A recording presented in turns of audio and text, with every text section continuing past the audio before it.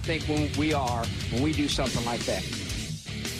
What's up, fight fans? This is the Combat Connection, and we are live on the Cageside Press social media platforms. I'm Brett Cagle, joined as always by Eddie Law. Eddie, we're in 2026, which means we have fights coming around the corner, a pay-per-view, but unfortunately, breaking news today, Kayla Harrison has been pulled or withdrawn from this fight with Amanda Nunes. Eddie, how big of a shock is this to you, and how much does this hurt that first pay-per-view card on Paramount Plus? It's the Dana White luck is what I call it. Dana White luck happens when something big's coming up, something big falls out. That's kind of how that goes, right? And it's not a diss towards Dana White, folks. I'm just saying, we've seen this movie before quite a few times. And what's going to happen is, we're 10 days out, literally 10 days out from fight night. Ain't happening, dog. There's no way they're going to find a replacement. So they've already said they're going to postpone it, which is a smart move. I know you tell me if you agree. Is it smart for Amanda to be like, you know what, fuck that then. I only came back for Kayla. And they're just going to postpone it? Or if you're Amanda Nunes, you're like, you know what? Bring on Juliana. I'll beat her ass again. Well, here's my thing. I had a buddy text me, and he said, what about Valentina Shevchenko? Or that. And Valentina just had a really big win over Weili Zhang back in December, right? That was a matchup where Weili Zhang was moving up in weight to challenge Valentina. This time, Valentina would be moving up in weight significantly to challenge against Amanda Nunes, maybe for an interim belt in this situation. But, Eddie, it just depends to me how long Kayla Harrison is going to be out, right? If she can make it back for the White House card here in June, that massive card where she obviously would be an American champion that would be featured on that card in the biggest women's fight of all time, I think that would fit perfectly for her time frame and Amanda as well. Amanda just takes this next 4 or 5 months to get back into championship level shape. And for Kayla, she just, tries to get back into the gym after this injury. Eddie, did they say exactly what the injury was? Was it a neck injury or something? I heard that it required surgery. Neck injury requires surgery and no timetable yet. I mean, the number they're throwing out there is like 6 months or so, which takes her out of the White House card. Feasible? You think she can get back before the White House card? If she's cleared, let's say a month and a half out, and she really wants to push it, but look, I don't talk about women's ages, and no guy should ever talk about women's body or age. Okay, let that shit go. But I'm just giving y'all a game for if you ever get married, don't ever talk about a woman's age, right? But okay, she's not spring chicken. She ain't young. She's on borrowed time already. You're talking about waiting 6 months to make sure her neck is okay, depending on what the injury was, and then making sure that's okay, and then having to test it out. Can I grapple? Can I can I grab the back of the head? Or can I grab the back of my head? Can I move my head? Can I get cracked without There's too many issues, too many different things. If I'm Kayla Harrison, I treat this with kid gloves. I work with look at all that. That looks nice. But I try this with kid gloves. I legit go, you know what? I ain't coming back till I'm 100%. If I'm Amanda Nunes, I'm like, I don't want to beat your ass unless you're 100%. Both days would be smart. Even if it passes the White House, fine, no problem. Cool. Let them worry about that. Yeah, and as I've thought about it throughout the day, Eddie, I think it's just too big of a risk for Amanda to come in here and fight Valentina on 10 days' notice. That's a tough opponent that you have to game plan for. Valentina's looking fantastic. Last year, she was my female fighter of the year after turning back Manon Farrow and Weili Zhang. So, I think that would be just too tough of a task for her on 10 days' notice, and it also potentially could ruin that big pay-per-view fight with Kayla Harrison. But, all right, Eddie, that gets pulled off the card, right? Is there something that they could maybe pull off from one of these other cards, Houston, something like that could come in and fill a slot here on the main event or on the main card for Paramount Plus? Or do you think they just roll with 4 or 5 fights and deduct this one and just call it a loss? All right, well, let's go ahead and look at the next 2 cards coming up because we got 324, January 24th. The next weekend, 325. That is key. You can absolutely pull a fight from the 325 card that's only a week later or literally days later. And so let's look at 324. So main event's going to be Justin Gaethje, Patty Pimblett. Of course, this fight's gone. O'Malley, Yodong, Cortez, Acosta, Lewis, Arnold Allen, John Silva. These are all still really good fights, and we'll be previewing them next week. The card is still pretty damn good. I think what's going to happen, they're going to bump all these up, and they're going to put Silva and Namajunas on the main card, right? Yeah. I think that's what's going to happen. But let's go ahead and play devil's advocate, dude. I think 325 card. I think if you go down to the fight night card between Mario Batista, you could on there, Kyoji Horiguchi fights Amir Albazi, and I think that is going to determine the number 1 contender at 125 pounds. Maybe they could do something with that, with Kyoji being an international draw and Amir Albazi obviously being one of the best in the world as well. Ranked flyweights, it's not a bad idea. It is not a bad idea. Now, I like that idea, but let's just play devil's advocate on 325, all right? What fight on here would you pull for 324? Obviously not the main event. Yeah. Co-main's hard to pull off because Dan Hooker's, there. That third fight's really the people's main Hoofy. event because it's the two most competitive guys. Yeah, Fiziev and Rufy or Hoofy, whatever you say it. That's a good fight you could bump up. Tuivasa Teixeira heavyweight, you could definitely bump that up, but Tuivasa is local, right? You're not going to pull that one off. Yeah, not going to bump him off. Crew Jacoby, the rest of these guys are all pretty much local, Australian. Yeah. I really like the Kyoji Horiguchi. Me too. No, I like that idea. A champion in other organizations, a former title challenger in your own organization, trying to get back to the belt. Joshua Van could probably be pretty interested in that matchup between him and Amir Albazi. No, I think you're spot on, dude. I think if you move a fight, that's got to be the one, I think. And then otherwise, just bump up, put Thug Rose and Silva on the main card, and let's let the card be what it is. Speaking of fight fans, between now and the last time we talked to you, there has been a litany of fights that have broken through Dana White and the UFC. Let's go over some of the main ones, which will be featured here over the next 2 months. Me and Eddie will be previewing all of these cards. We'll be back on our weekly schedule Wednesdays at 7 p.m. First, we're going to talk about Holloway versus Oliveira 2, Eddie. When they announced this, I thought, both of these guys need to fight a vet, but I didn't necessarily like the matchup here. What did you think? Both these guys started their career at 145 pounds. Obviously, Max, a longtime champion at featherweight. Charles moved up, longtime champion at 155 pounds. Charles coming off that devastating loss to Ilia Topuria earlier in the year, but bounced back with a win before coming into this matchup. I believe he finished Beneil Dariush. For Holloway, though, the BMF championship going to be on the line. How much does this one matter to you, considering the age and where both these guys are at in their careers? This is absolutely a legacy fight for both of these guys. It's not about, people are taking this as like, Oliveira just got knocked out like not long ago by so-and-so. That he just lost his last fight. I think he did, last fight or whatever. And Holloway's on a high. He's riding momentum. It has nothing to do with that, people. It's just a fun matchup between two guys, like one, decent motherfuckers, like good-ass dudes. But two, both of them have been champions, and both of them can scrap. Why not have a legacy fight? It's not a big deal. It's not a huge deal. The BMF belt, how they made that just to make another, main event type of deal. That's about it. Sorry to get in there real quick, Eddie. I misspoke. Charles Oliveira just beat Matheus Gamrot in Brazil. That was a thank you. Oh my God, I'm so happy he did that. I'm so sick of Matheus Gamrot. No, I'm not sick of him. I'm sick of the point fighting. Yeah, well, he just hugs and takes down, and he's just like, oh, I'm the bad motherfucker, bro. You hug a lot. Shut up. Mm-hmm. This matchup, though, Eddie, we kind of got a striker versus grappler. Yeah. If this one stays standing, I really like Max Holloway's chances. If it goes to the ground, I really like Charles Oliveira there. We'll have to, get our predictions around when we finally break this one down come UFC 326 fight week. But, Eddie, do you think, obviously, so here's the whole thing with the UFC's first quarter, right? You have to prepare for the White House. And if there's 5 title fights on that card, if there's 6 title fights on that card, you're going to have to fill these other events with interim title fights, like what we're seeing with UFC 324. And then here with BMF title fights. Is this good enough for you, Eddie, as a main event of a pay-per-view? So, yeah. I mean, look, I'm old school. I miss the events where it was just a badass matchup regardless of a belt. I hate that because, look, Dana White has sold us for decades about how, just put on the best against the best. No, you don't. No, you don't. You put up a title fight every freaking main event. Just give me the 2 best motherfuckers that want to scrap and give me that fight. I don't need a belt. I do not care about the belt. Just let them fight. So I wish it went back to that. So I have no problem with this. If there was no BMF belt, which to me, it's whatever, but if there's no BMF belt, I'd be happy as shit either way. Eddie, you know what I'm thinking now? This is at 155 pounds, right? It's a BMF belt. It's a traveling belt. Does Conor McGregor come back at the White House against the winner of this? Gotta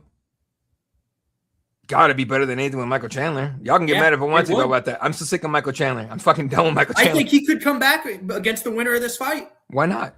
Why not? You know what I mean? He's doing this whole thing where he's just like, I accepted Jesus and I got married. Cool. Keep on that shit. Stay off the crack. Stay off the bullshit. Stay away from the strippers, bro. Don't stay out of your cars. You're rich enough to have a driver.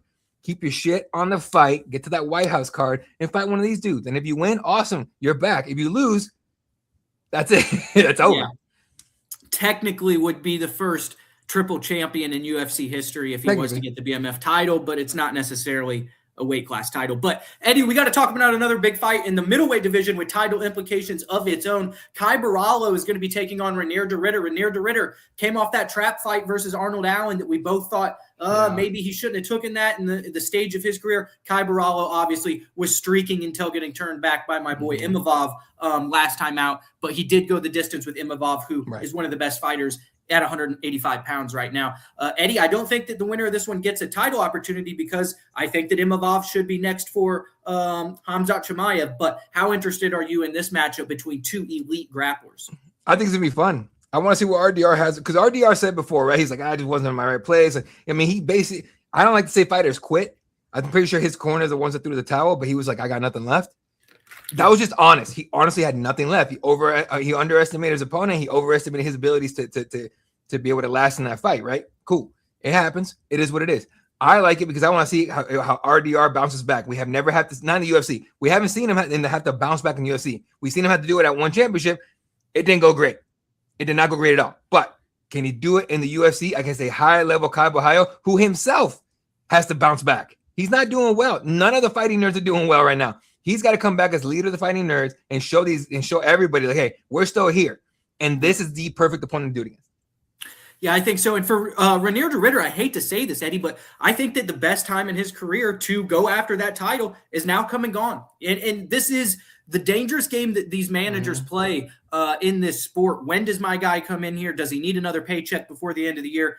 That fight with Brendan Allen should be studied by MMA managers for years, because it took this guy, Reinier de Ridder, out of title implications and potentially a gold strap around his waist if he was able to get there. But he comes in here this time, Eddie, against a guy who's got jiu-jitsu just as good as him, if not better, who's younger, who's stronger, and who on the feet probably packs a little bit of a harder punch. Now, does he have the length of Reinier de Ridder? No, he does not. That's kind of where this fight gets interesting. But I have to imagine that Kai Borralho is going to be a betting favorite against Reinier de Ridder when Reinier really didn't have to fight any of the young guys in this weight class like Caio or Brendan Allen in his last matchup. So for Reinier de Ridder, you can only hope that he gets back on track. But I think it's going to be tough to do so against Kai Borralho, who, like I mentioned, great jiu-jitsu and even younger and stronger.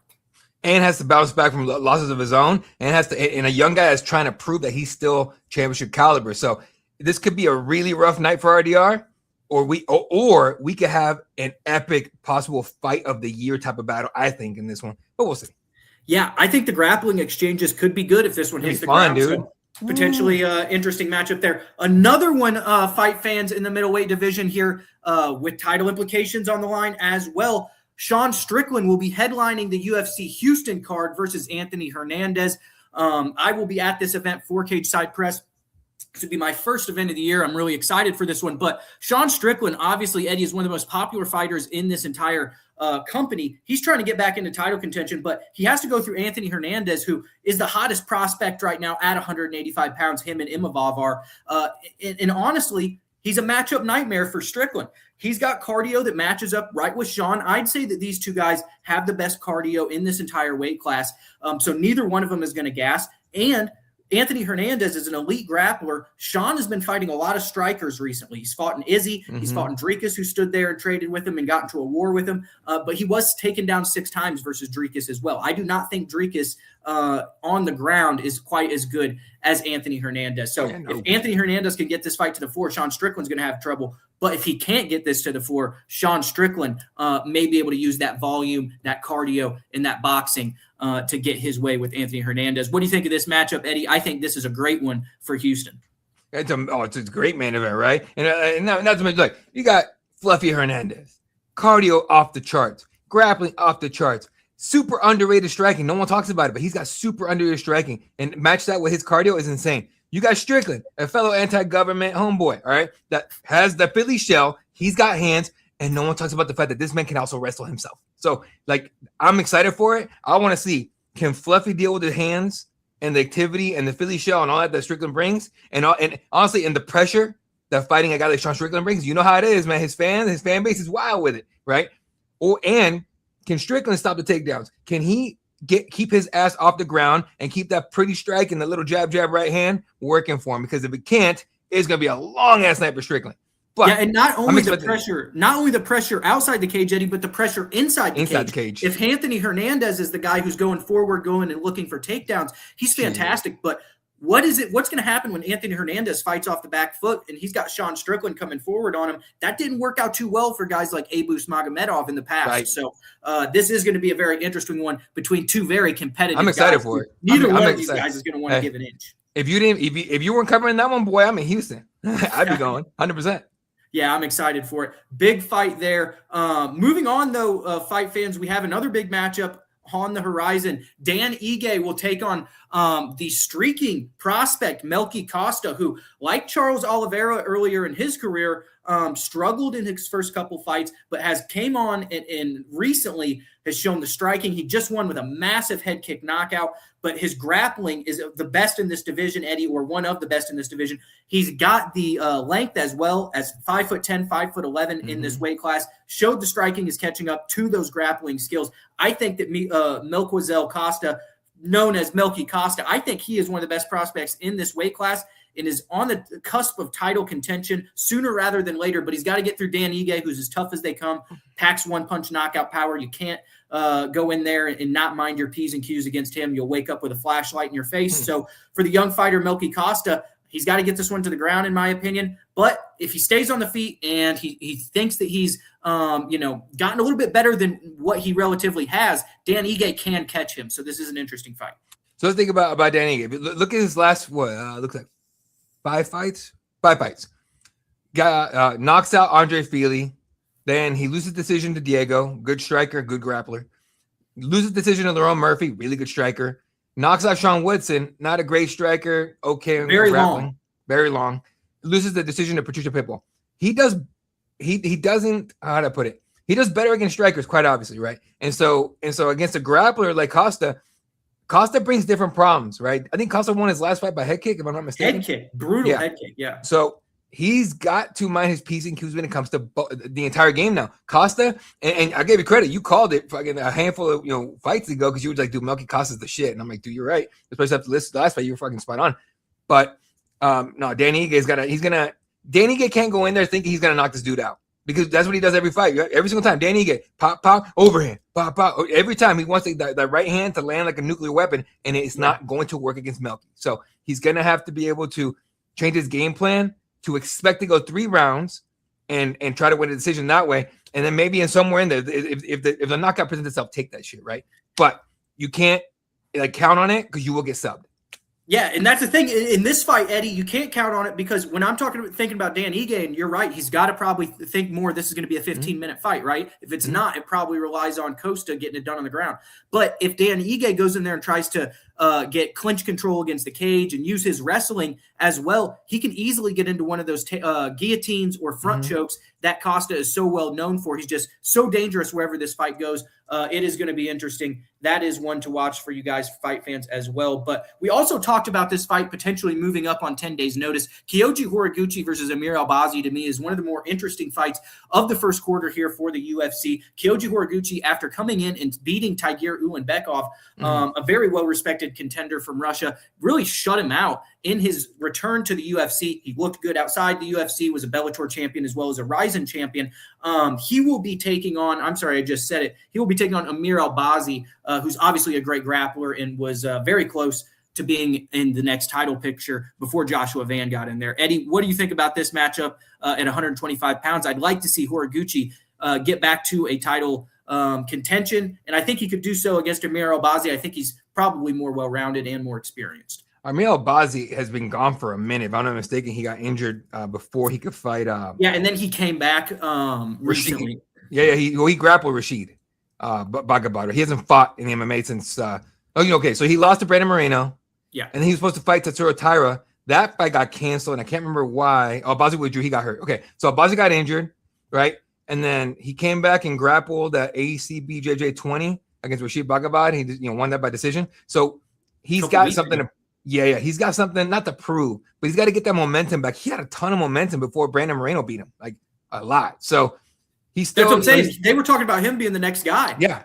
No, I thought he was going to be the next guy. The only thing, we just didn't get to see him fight against Taira. Had he beat Tatsuro Taira, how do you not say, okay, you got to be the next guy? He beat Kai Kara France, Alessandro Costa, Francisco Figueiredo. Like he had a long ass fucking win streak, and then lost to Brandon Moreno. So he's got to avoid that losing streak. So here he's got to come in, a lot on the line for him against an incredibly experienced Kyoji Horiguchi, who I want to see fight in Japan at some point, like for the UFC. That would be dope.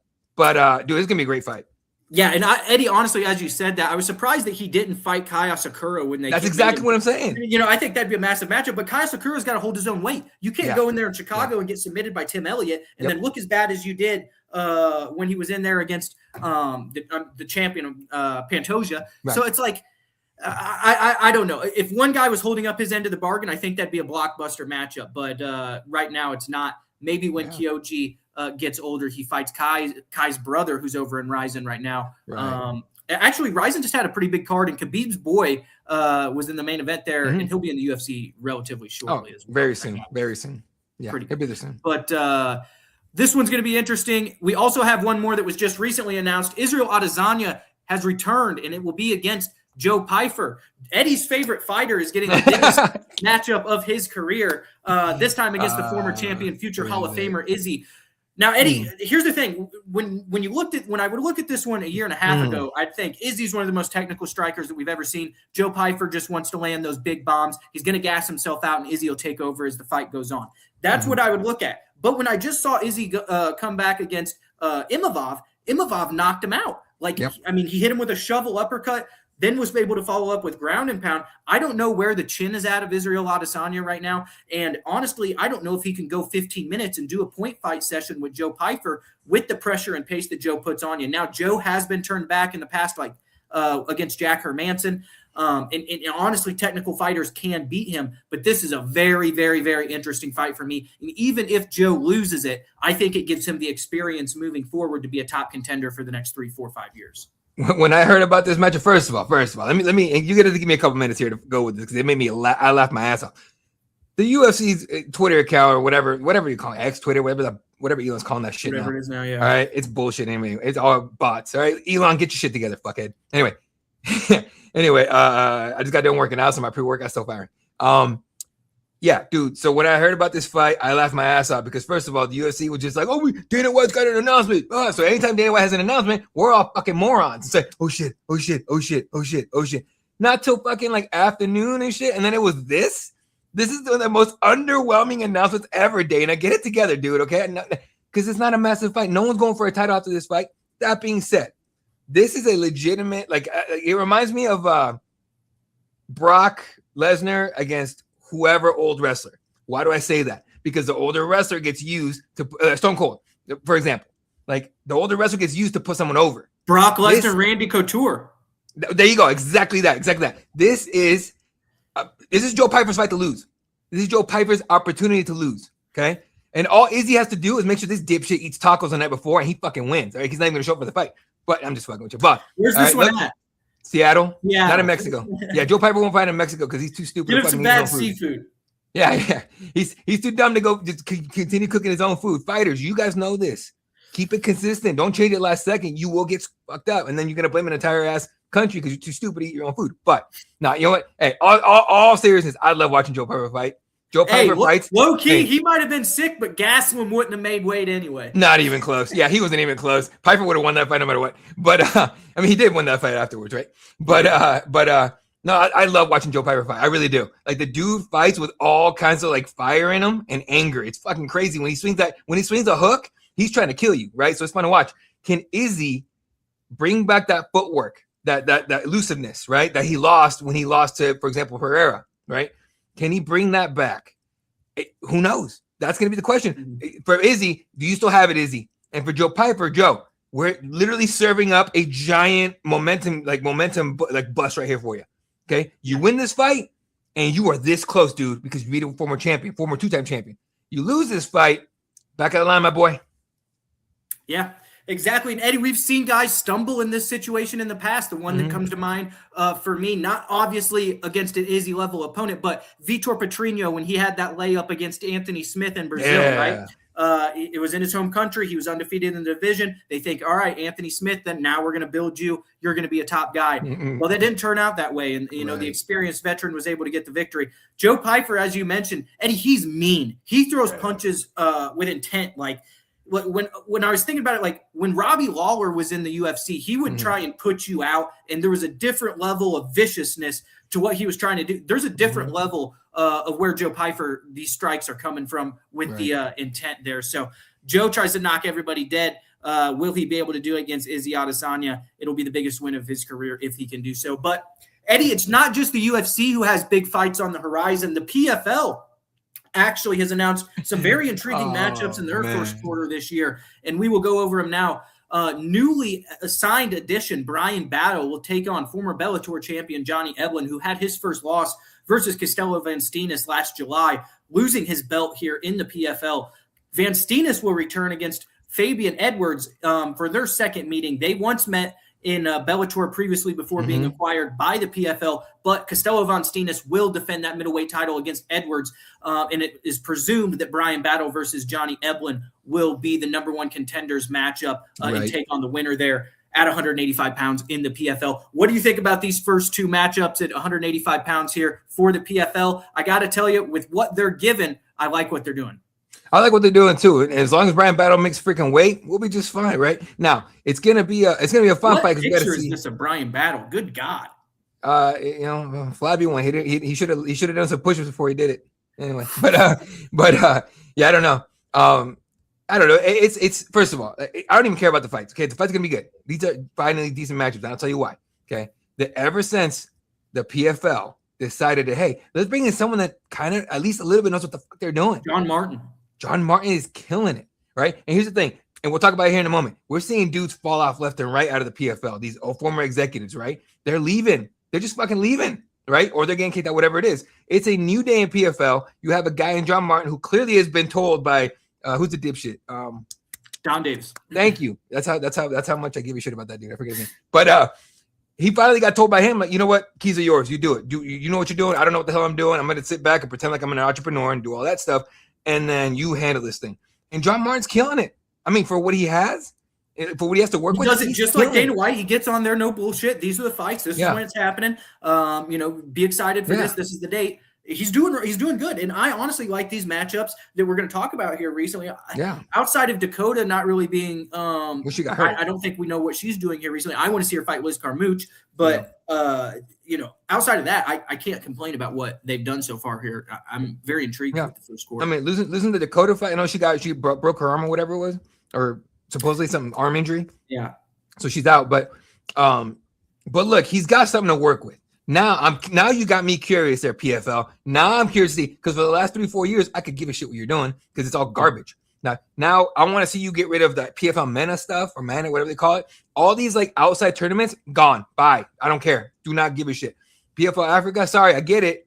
I get the idea. All right. But if you're not good to begin with, I don't want you spreading yourself thin and fucking that up too.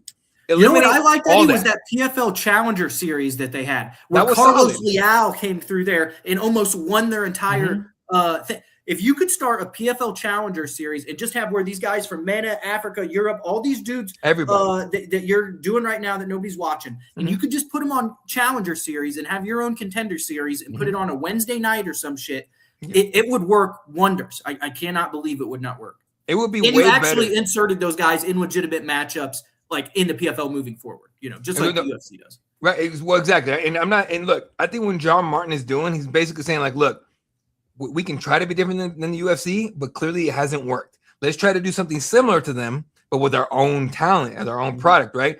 You don't have to you don't have to reimagine the recipe for freaking spaghetti. Spaghetti is spaghetti. Yeah, spaghetti is spaghetti. It's fucking spaghetti, bro. It's good by itself. You don't have to fuck it up and change it. Okay. Yeah. Use the formula. You got the recipe, John, and he's doing it. I gotta say, I'm excited about PFL for the first time fucking ever. It's gonna be great. I'm excited as well. If you can keep Coachman away from the freaking press conference, okay, John. All right, I feel like I have to imagine Johnny. I feel like you have balls, John. I feel like you're gonna show up to the presser. Okay, please show up to the presser and prove me right. Okay. Yeah. And it's not like it's a challenge thing. We just want to be able to talk to somebody and get information. They get answers. Like, someone that has answers. And someone that doesn't get pissed off when you ask them a challenging question. Yeah. I mean, well, and look, Francis Ngannou, I asked that question, and then 3 months later it comes out, so I mean, they were obviously, trying. I didn't know anything asking that, but I just hadn't seen him or anything like that at the time. But Just another couple matchups here for the PFL we got to talk about. When the PFL returns to Pittsburgh here, which will be their first show in America. So fight fans, if you're out there in the Steel City, Dalton Rosta will return versus Impa Kasanganay on that card. Also, we are going to have Usman Nurmagomedov versus Alfie Davis, I believe, on their championship series. The same night, we will have undefeated Ramazan Nurmagomedov versus undefeated Shamil Musayev. Good God, Eddie, outside the PFL, outside the UFC, I have not been as excited for a matchup as Ramazan Nurmagomedov and Shamil Musayev in a long time. Shamil Musayev knocks out Logan Storley. He knocks out Murad twice. He knocks out Magomed Umlatov. This guy, Nurmagomedov, in the Bellator, was kicking the shit out of everybody, comes over, beats Jason Jackson easily when they require him. Not easily. I mean, it was a good fight. It was a good fight. It was 48-47. Some judges had it 49-46. But Nurmagomedov versus Musayev, to me, Eddie, is the two top talents outside the UFC. I'd say the three top talents outside the UFC are Nurmagomedov, Nurmagomedov, and Musayev. They're all on the same card, and two of them are matched up against one another. I can't wait for this one.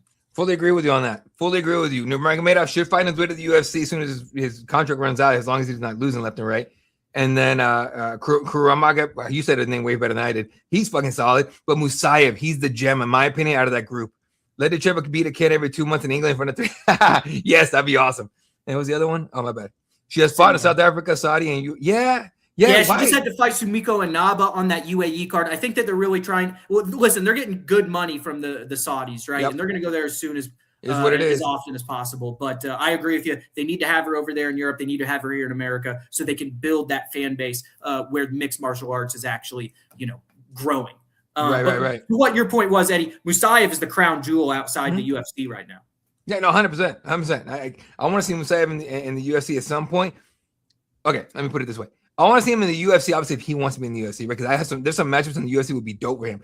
But if PFL builds up their roster, like they're slowly going to start doing that, I think, soon. But if they build up their roster, it might not matter where he fights, as long as he's fighting, it'll be fun.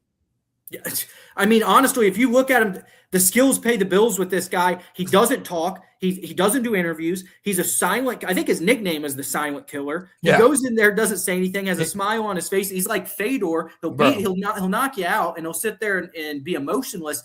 I mean, this guy is just the real deal. The thing for me is, Eddie, he was a silver medalist. It's not just that, this is a tough guy. He has the credentials. As well. He's a silver medalist in wrestling.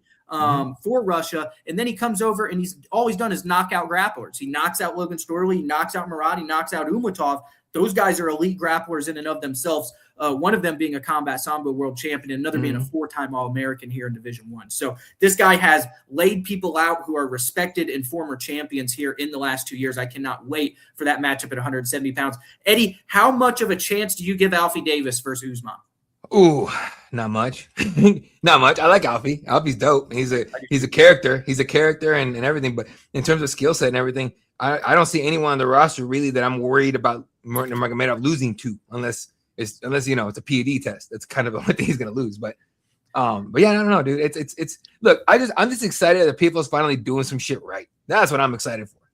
Yeah, this is a badass card. If you honestly go down here, Jesus Pinedo is an awesome electric fighter. I do not know much about the fighter from Kyrgyzstan. We will have to look at him in depth as we get closer. But the fight below that is Magomed Umlatov versus the Lazy King, who's going to be over here in the PFL on the main stage for the first time against a guy who really wanted to win that world tournament, Eddie. Never really got the chance that he wanted.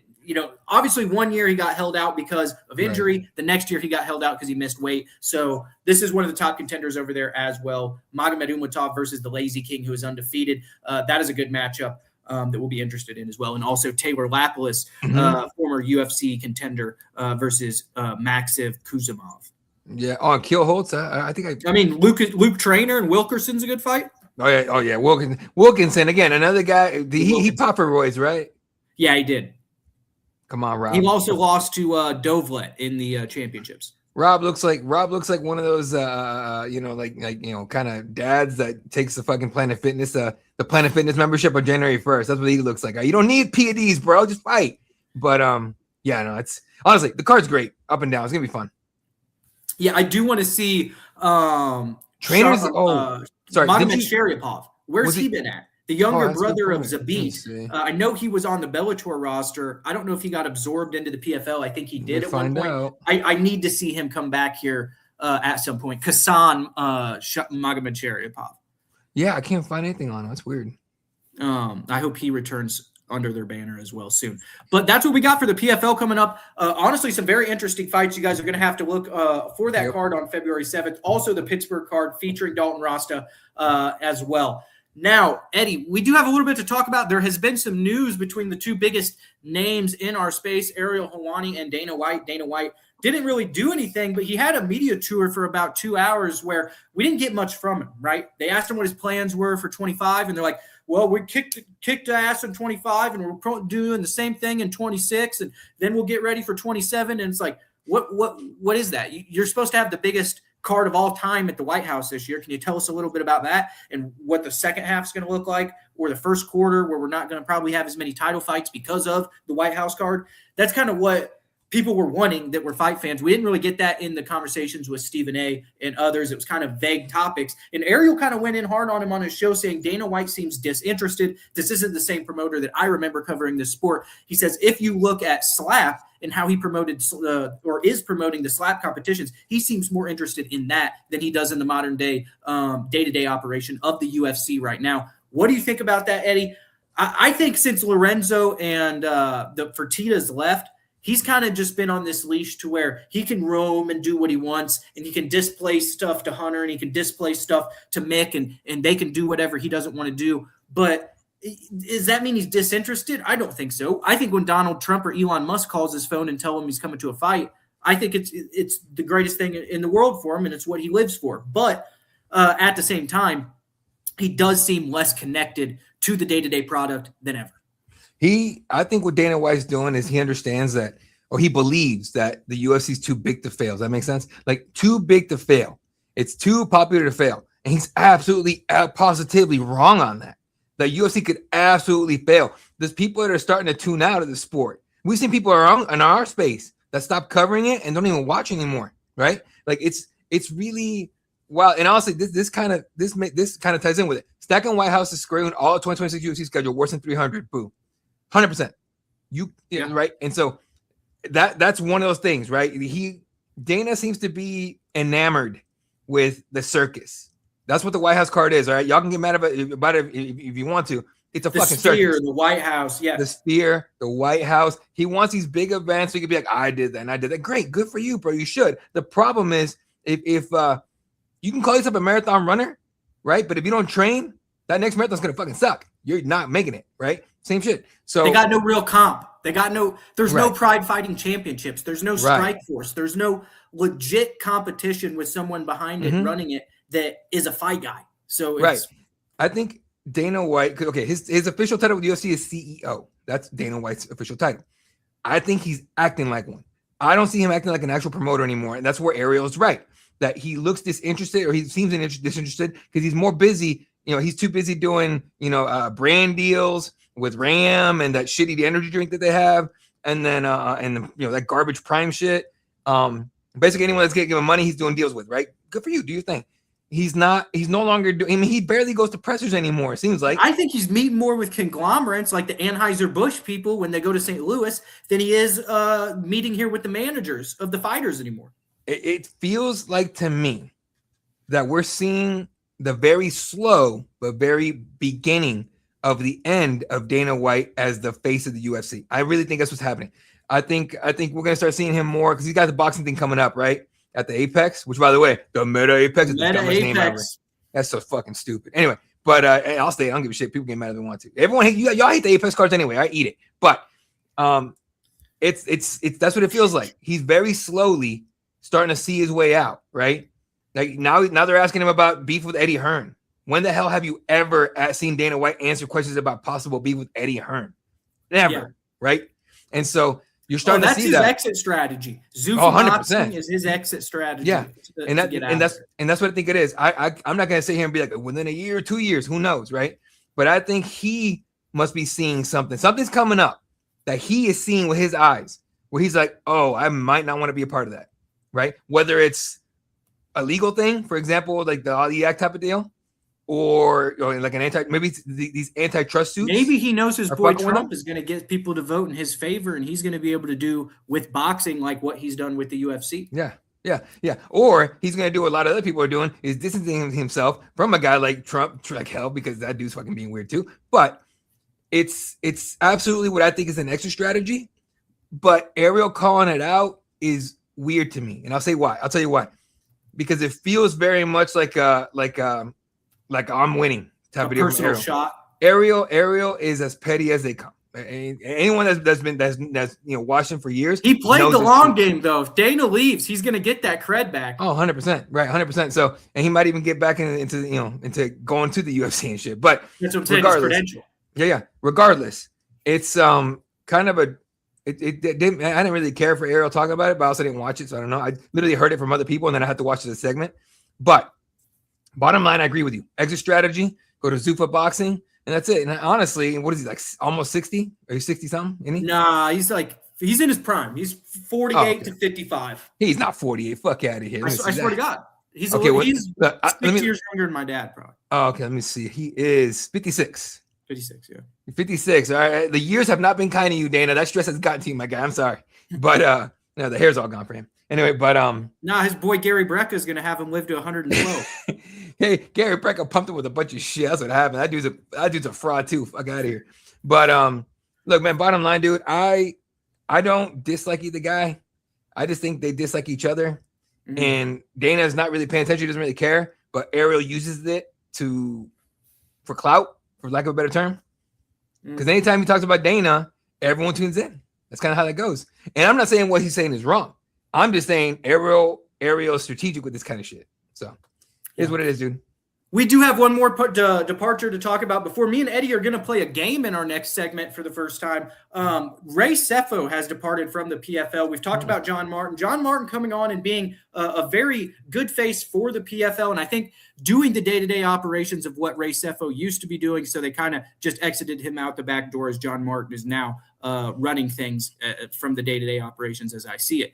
But Ray Sefo is a legend of the fighting sports. He was with the World Series of Fighting before it even became the PFL. Then he goes into the PFL, president there for a long time. He's done a lot for that company. He's seen a lot of nights and a lot of big, a lot of big events that he's put on under that company. So for him to go, it's a bittersweet. But once he stopped doing the interviews, Eddie, I really don't know. And they had Dan Hardy doing a lot of the European scouting and the stuff for.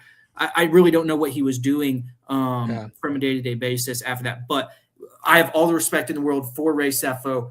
He is a combat sports legend and Hall of Famer and has done so much for this sport and the sport of kickboxing. So I asked around a bunch, and I was like, hey, why did Ray leave? Why did Ray leave? No, there's no official answer. PFL hasn't said why. He hasn't said why. But these sources have been saying like it's due to the restructuring of the organization, right? Like clearly John Martin has carte blanche, right, to do whatever he wants at this point, right, to run the thing. Maybe Ray saw it and be like, you know what, I got nothing here, I'm just gonna go. But he left right after Peter Murray left.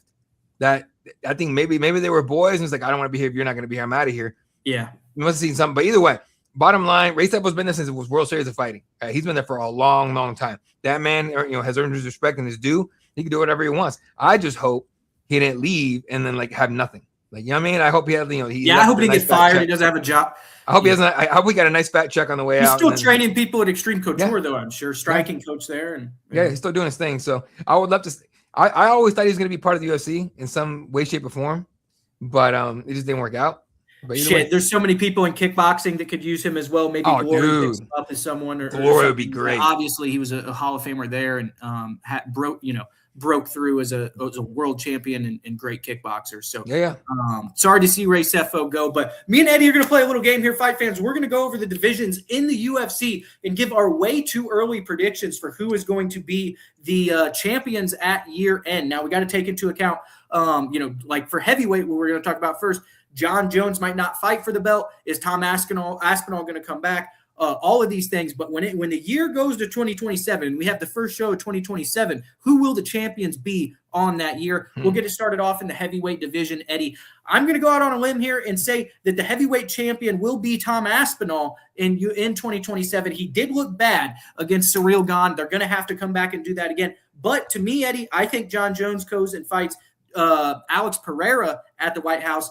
That's probably the bigger fight. John doesn't really want to fight Tom anyway, and that fight between Tom and Ciryl Gane needs to happen to dictate who the rightful champion is at the weight class. So I think that Tom gets past Ciryl Gane, and then we don't really have another great contender for him at the end of the year. Going to have to build someone up. So I think Tom Aspinall goes into 2027 as the champion at heavyweight. I am with you on that. 100%. I think Tom Aspinall was embarrassed with the way this fight went. I think Tom Aspinall is even more embarrassed with the fact that he's being looked like he's a little bitch, even though he's like a giant human being that can knock motherfuckers out. But he does look like a little bitch with the way he's doing it, right? Let's be honest. That's the perception of Tom Aspinall right now from the fan base. That being said, he's also a bad motherfucker. That's probably taking all of that negative energy thrown his way, and he's gonna use it as fuel. I think we're gonna see an even better Tom Aspinall next time he fights. And hopefully it's against Ciryl Gane. He puts Ciryl Gane down to prove a point, right? And I'm agreeing with you. I think it's going to be Tom Aspinall. I honestly do. I think it's going to be Tom Aspinall. I think John Jones is going to watch that Ciryl Gane fight. And depending on what he sees from Tom Aspinall, I'm not saying John Jones is afraid. I'm saying John Jones is strategic, the way Floyd Mayweather was, right? And he's going to decide, maybe I'm done. Maybe I don't really want to deal with this shit. Why? Why? Put my name on this fucker's resume so he could be whatever? Nah, I'm good. So, Tom Aspinall, dude, all day.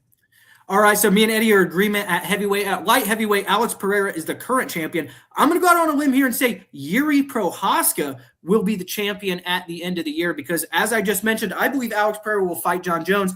I think, honestly, there's a good chance that neither one compete after that matchup, especially Alex going back down to 205 if he is successful at heavyweight. Obviously, I think he would challenge for the heavyweight championship as well. But if Alex's absence goes, I think that leaves a matchup for Yuri Prochazka versus Carlos Ulberg. And I think that Yuri Prochazka would beat Carlos Ulberg in a striking matchup late in rounds 4 or 5, would eventually overwhelm him. I think Yuri Prochazka has a very good chance of becoming champion before the end of 2026. Oh, man. If Alex leaves the division, I like you. Okay. I got you. It's going to be Jamal Hill, bro. I'm just kidding. That's going to be Jamal Hill. Fuck out of here. No, I 100% agree with that. If Pereira stays at 205, I don't see anybody in there. I want to see that Yuri, that another fight with Yuri. That would be fun for me. But I think, who can beat? Yeah, I don't know, dude. It's crazy. You know what? I'm going with Alex Pereira. I honestly don't think that fight with John Jones is going to materialize. As much as everyone wants it, I don't think it's going to. I think it's going to be one of those things where it's going to be like not that John Jones wouldn't take it, but it just feels like the UFC doesn't want it for some reason. I just don't see it, right? I think they want to see John Jones, Tom Aspinall. I think to the UFC it's a bigger fight. Plus, I don't want to see just fat 205 Pereira going up against a legitimate heavyweight John Jones. Unless Pereira takes time off and legitimately physically builds himself up to be a heavyweight, I don't want to see that fight because John Jones is going to dominate him and make him look stupid. So I think it's going to be Alex Pereira at the end of the year. He's going to be a champion, and then he's going to retire. I have to agree with you if he does stay in the division. A dark horse that we do have to watch out for, even though he's 36 years of age, the still undefeated Azamat Murzakanov, the Russian fighter who has had some very big knockout wins coming up recently, and I do believe he is booked. Let me look. He is booked coming up here in the first half of the year as well. Murzakanov, 16-0 still, will be fighting Paulo Costa. So we'll have to see there. So middleweight division, Eddie, we're going to move down. Currently, we have Khamzat Chimaev is the champion. I think that Nasruddin Imavov is going to beat Khamzat Chimaev, and I've been on the Nasruddin Imavov train from the beginning. I like Nasruddin Imavov to be the champion at the year's end in 2027. This is where we differ, sir. I think, except for one thing, I do think Nasruddin Imavov will be champion at some point this year. And then Fluffy Hernandez is going to whoop his ass and be the champion at the end of the year. Let's go, Fluffy. I got Fluffy Hernandez as champion at the end of the year. Fuck yeah, let's go. All right. That's what we got. Moving on down to welterweight, Islam Makhachev. I don't see anybody beating Islam Makhachev at the welterweight division. Eddie, what about you? Ooh. Here's why it's not going to be Islam. I think Islam's going to lead the division. I don't know why. I can't. It's a gut feeling. It's a gut feeling because I want to see him go back down and challenge to Ilya for the title again. I want to see, because I think he could. That'd be a bitch of a fucking weight cut, but I think he could do it. Okay. And for me, the champion at the end of the year will be the one man a lot of people seem to hate. He's got 2 last names. Everyone calls him a cuck. Ian Machado Gary will finally become champion at the end of the year. All right. That tall Irish motherfucker will be champ, and he'll let everybody know. Well, if he does it, he's going to have to go through Shavkat Rakhmonov, who I think, if Islam does leave the division, I don't see that Islam will fight Shavkat. Shavkat is too big for him, too skilled. I think that's a very bad matchup for Islam. If Islam leaves the division, I like Shavkat Rakhmonov to be the longtime champion at 170 pounds. If Islam stays, I think they find him kind of name brand matchups to build him up. I don't think he'll fight McGregor, but I think that they'll have him fight. They're not going to have him fight Shavkat Rakhmonov. I don't think they will. No. Michael Morales might be a name that Islam could fight at 170 pounds that, they could put on there. Islam would probably beat him and take him to the ground. If not, you have a new young star from Latin America like Morales. So I think that would be a big one. But the weight class we're going to talk about here in a minute is lightweight. That's kind of what this segment was geared around because right now, Eddie, we got a lightweight champion who's going through a divorce. We got a former lightweight champion at 170 pounds, like you mentioned, who could come back down to that weight class and do really well, like guys like Shavkat and Ian Gary kind of take hold there at 170. And you got an interim title fight here in a week between Justin Gaethje and Paddy Pimblett. We don't know who is going to be the weight class champion here in the next 2 months, let alone 12 months from now. But we're going to take our chance at it here. Eddie, I think that the weight class champion at the end of 2026 will still be Ilia Topuria. So the way the details are coming out from Topuria, it is the messiest freaking divorces, clearly, right? I mean, there's allegations of domestic abuse, there's custody battles, all kinds of shit. That will weigh on this guy. This is the reason he tried to step away. He tried to give up the belt. They wouldn't let him. They just kept him as champion. What do you do, interim belt? You'll come back soon. I don't believe he's going to come back soon. He's going to be just a while longer. And then, and so once he comes back, he'll be champion. He'll fight whoever the interim champion is and whatever it is. And then Arman Tsarukyan is going to finally get his shot at the belt, not hang out with what's her fucking face, and finally beat the champion. All right. Arman Tsarukyan, champion at the end of the year. Wow. That's a big fight. I think Ilia Topuria versus Arman Tsarukyan is the fight that he eventually ends up coming back to. I think that Ilia may beat him, but I like your prediction there, Eddie. Arman Tsarukyan stepping out on a limb. But Eddie, let's talk about this divorce here with Topuria, right? So we've seen this in our sport. Like in football, you got Tony Romo who dates Jessica Simpson, but in our sport, we got Tito Ortiz who dates Jenna Jameson. You got Randy Couture. I think he went through a pretty public divorce as well. We've seen our stars kind of have battles outside the cage that have kept them, from competing in the past. What do you think about Topuria? When he returns, do you think he will be a similar version to what we've seen? Will he be diminished at all? He's still in his prime athletically, age-wise, talent-wise, explosiveness-wise. And in the past, we've seen guys, like I mentioned, Tito Ortiz, Randy Couture, come back from divorces and do well. Do you think this will weigh on him too much when he returns? I think, well, no, here's the thing. One of my friends recently, actually, she filed for divorce. And she was like, people were coming up to her. She was telling me in front of a group of her friends when it's, this and that, I filed, whatever. And a couple of my friends were like, oh, I'm sorry and everything. And my ass was just like, when the fuck has a divorce ever been sad? Fucking ever. At the end of a divorce, dude, people throw parties for divorce. Okay. You're in a bad situation and you got the fuck out of it. Awesome. Good for you. Yeah. Okay. Did you lose half your shit? Maybe. Did you have to go through a bunch of shit? Absolutely. 100%. But it's never sad when it's over. I think Ilia Topuria, once this is all wrapped up, right? Outside of the possibility of something with the kids, okay, which would be fucking awful, okay? Outside of fighting, folks, every child needs their parents. Now, a parent needs their parents, okay? You cannot deny that fact whatsoever. Now, sometimes a parent sucks and they're whatever, but if something like that happens where he can't see his kids, absolutely, I can see it affecting him in the most negative way possible. But outside of that, this is going to come back with a ton of energy. Ready? Look, as much as people love him right now, the longer he's gone, the more negative it's going to become. All the talk about him, right? He's going to hear all that shit. He's going to internalize it. He's the type of guy that's going to be like, all right, bitches, I'm going to show you. I'm gonna fucking show you who He I am. is. He's vindictive. Yeah. And he's gonna come back. So whoever's in front of him, whether it's Arman, maybe somebody else, because I don't think he'll fight. I would love to see him fight Arman at some point, right? But I'd hate to be Pimblett if he's the guy. I would hate to be Patty Pimblett. Patty Pimblett's face is gonna be patty cake. It's gonna be fucking done because Ilya's gonna take all that rage, all that energy, and put it in his right hand, and boom, game. So I think he'll come back stronger for it, right, and more mature and everything. Outside of the possibility of something crazy happening in a divorce, but yeah, man, it's crazy when it's a public divorce like the way he's going. And we've seen other athletes and other celebrities go through public divorces. It's not good. While they're in it, it's not good. Yeah. Now, fight fans, we move down to the 145-pound weight class. Got a couple more to go. We're going to just talk about the male weight class right now, as Kayla Harrison and Amanda Nunes are really the only girls competing at that weight class. Shevchenko just beat Weili Zhang. We're going to talk about end it at 125 pounds tonight. But at 145 pounds, we have Volk, who's going to return against Diego Lopez. But Eddie, I don't think either of these two are going to be the champion at year's end. I think the champion will be the rightful number one contender who we saw in Chicago and had the spinning elbow knockout of the year over Aaron Pico, Lerone Murphy from England. I think that Lerone Murphy takes this belt midway through the summer or in the back half of 2026. 1,000% Lerone Murphy, who should be fighting for the title next, and he got fucked because he don't talk enough shit. Okay, that's the problem. So 100% with it. Hey, do Lerone Murphy. He's got all the skills to do it. Let's go, right? I know it's Leon Edwards, the one that says, boom, headshot dead. I don't know what Lerone says, but Lerone, come up with something, bro, because that back elbow was nasty.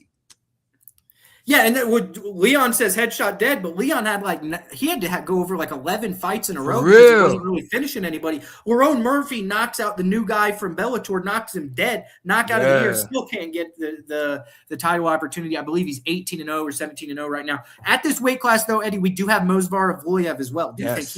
Where do you think he fits in here?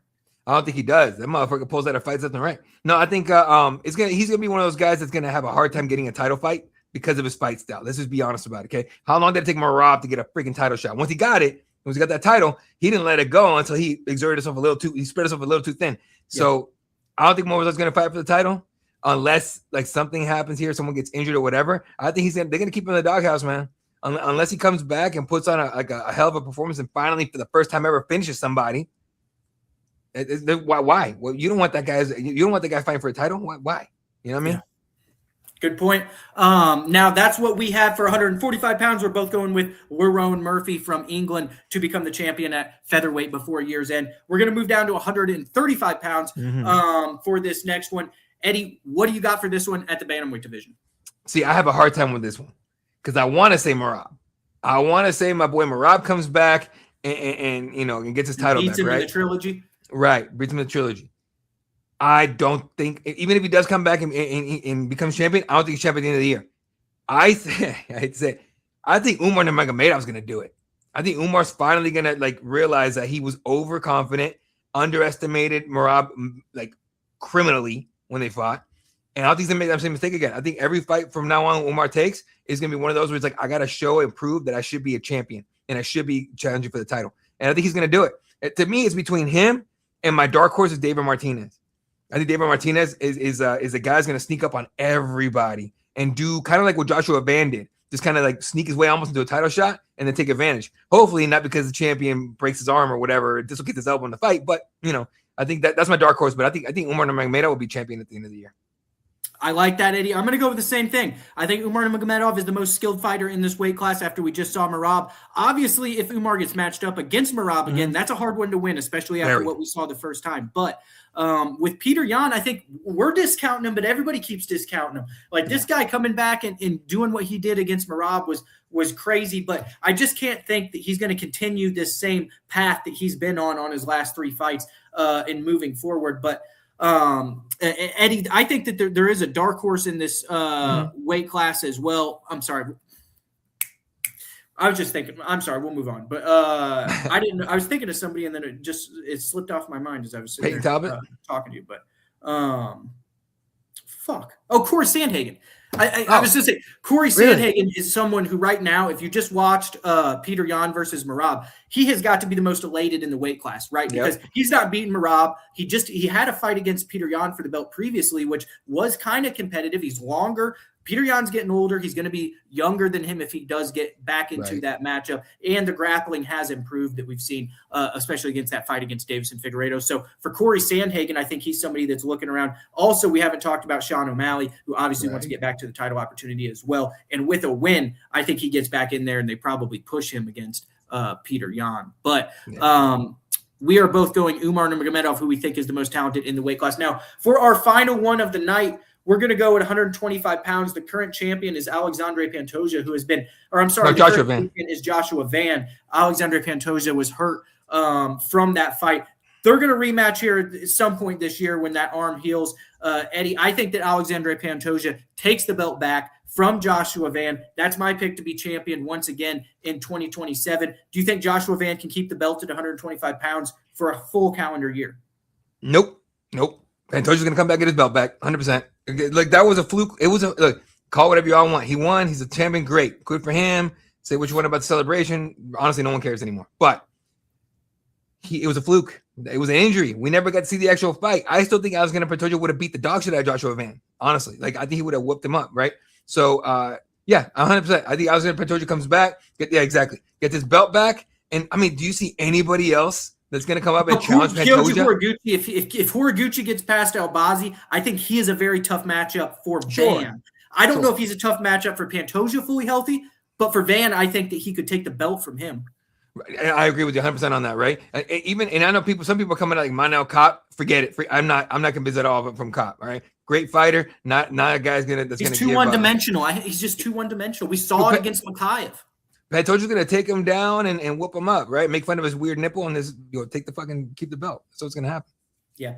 We both got Pantoja at 125 pounds, fight fans. Those are our way too early predictions for who the champions will be come next calendar year. Catch us next Wednesday, 7 p.m. normal time. We will be back breaking down UFC 324 as Justin Gaethje and Paddy Pimblett get ready. The U invented swagger. Canes, baby. Champions on Monday.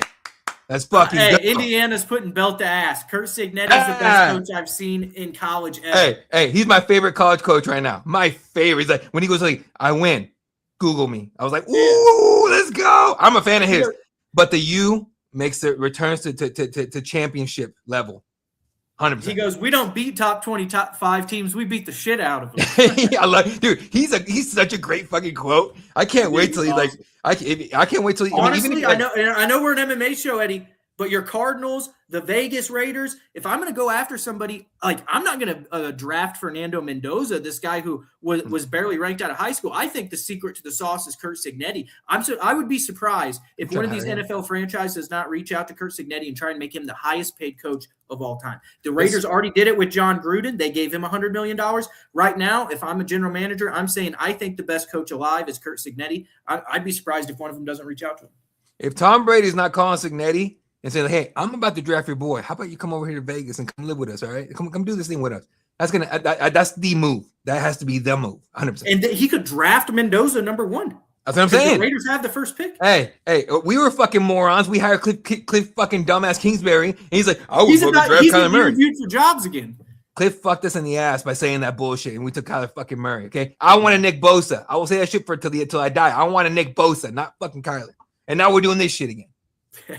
All right, fight fans. We'll be back here next Wednesday at 7 o'clock. We'll break down and preview every matchup on the UFC fight card coming up for next weekend. We'll give you our predictions, preview analysis, and also look at the betting odds for those fights. Thanks for joining us, and we'll see you next time.